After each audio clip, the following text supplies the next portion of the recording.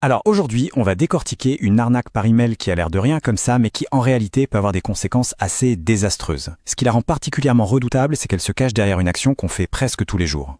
Tout commence avec un objet d'email un peu bizarre. Signature Task Assigned. Il faut tout de suite remarquer la faute. Assigned au lieu de assigned. C'est un petit détail bien sûr, mais c'est souvent le tout premier indice, le petit grain de sable qui devrait nous mettre la puce à l'oreille. La question se pose tout de suite, est-ce que c'est juste une demande de routine un peu maladroite ou est-ce que c'est un piège vraiment bien ficelé? Bon, on va plonger là-dedans pour voir exactement comment ça marche et surtout comment ne pas tomber dans le panneau. Allez, première partie, on va s'intéresser à l'email trompeur lui-même. On va essayer de comprendre l'appât et les leviers psychologiques qu'il utilise pour nous faire mordre à l'hameçon. Ce qui rend cet email si efficace, c'est qu'il a l'air tout à fait crédible. Il coche toutes les cases. On nous dit qu'un document important atteint une signature, on nous met la pression avec un lien qui va bientôt expirer, et bien sûr, l'expéditeur semble légitime, genre les RH ou un comptable. Le design est souvent impeccable, très pro, et la touche finale, c'est la petite phrase « Ne transférez pas cet email pour des raisons de sécurité, évidemment. En fait, c'est juste pour empêcher qu'on aille vérifier. » C'est vraiment le jeu de l'apparence contre la réalité. On pense qu'on répond à une simple demande de signature électronique, mais en vérité, c'est une attaque pour nous voler nos identifiants. On croit se connecter à un portail sécurisé, mais c'est une copie, une fausse page de connexion. Une tâche qui semble banale, de la routine, devient en fait une porte d'entrée grande ouverte sur nos comptes. Et c'est là tout le génie de l'arnaque, si on peut dire. Les escrocs jouent sur nos habitudes. Signer des documents en ligne, c'est devenu normal. Recevoir des liens avec une date d'expiration, c'est aussi tout à fait normal. Ils se servent de cette familiarité pour que notre méfiance s'endorme, pour qu'on clique presque par réflexe.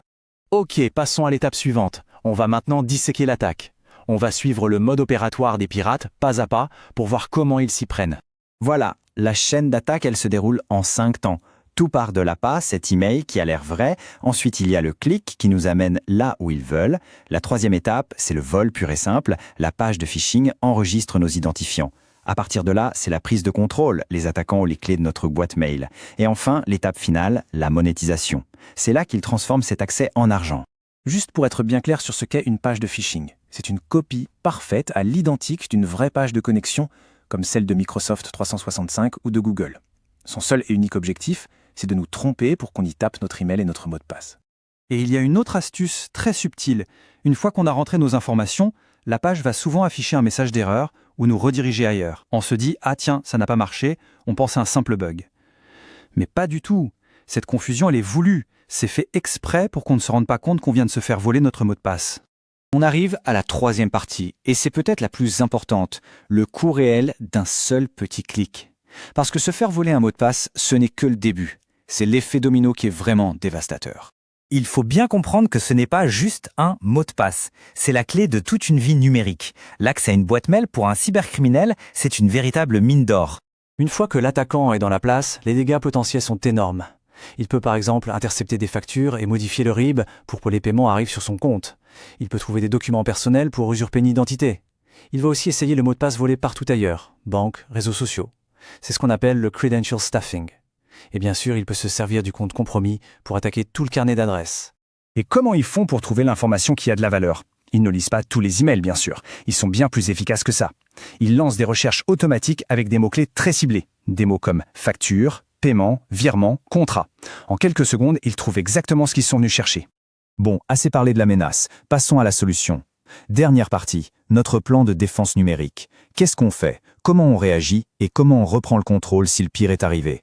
La question est donc très simple et très directe. Que faire si quelqu'un a cliqué sur ce fameux lien et a rentré ses identifiants? La réponse doit être tout aussi claire et surtout rapide. Il n'y a pas une minute à perdre. Voici la checklist de survie, en 5 étapes absolument cruciales. Premièrement, on verrouille le compte. Ça veut dire changer le mot de passe immédiatement et activer l'authentification à plusieurs facteurs. Deuxièmement, on expulse l'intrus. Il y a une fonction se déconnecter de toutes les sessions, il faut l'utiliser. Troisièmement, on vérifie s'il n'a pas laissé de piège, comme des règles de transfert d'email cachés. Quatrièmement, on sécurise tous les services liés à cette adresse. Pensez à la banque, aux administrations, on change les mots de passe partout. Et enfin, on alerte ses contacts et on signale l'email pour protéger les autres. Finalement, la meilleure défense, ça tient en une seule phrase, un mantra à se répéter. En cas de doute, le réflexe doit être de ralentir, de vérifier par un autre moyen. Et surtout de ne jamais cliquer sur le lien. C'est une habitude toute simple qui peut éviter des problèmes gigantesques. La vraie question, c'est, la prochaine fois qu'un email de ce genre arrivera, quel sera notre premier réflexe?